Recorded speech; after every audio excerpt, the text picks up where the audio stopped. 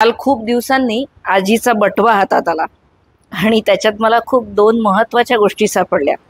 एक तर तिचं गळ्यातलं मोत्याचं खरे मोती येतं, नेपाळला नेलं होतं आबांनी तिला, तिथले मोती, अंगावर शहारा येतो.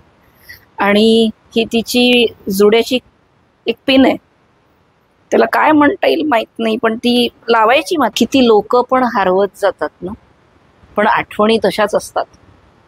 असंच त्या रेसिपींचं आहे. मला असे जुड्यातल्या पिन, हे गळ्यातले हे बटवे, हे सगळं मला एकच सांगतात, ओल्ड इज गोल्ड.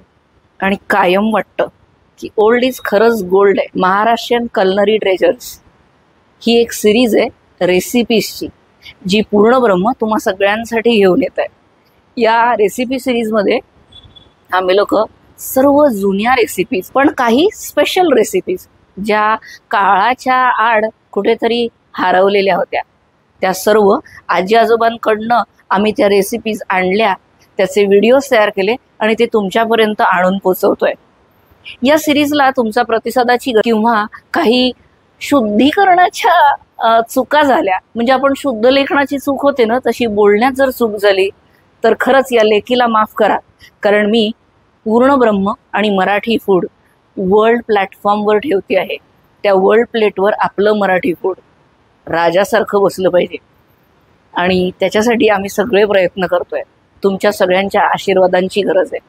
खूप मनापासनं या सिरीजला प्रतिसाद द्या आणि बघायला विसरू नका.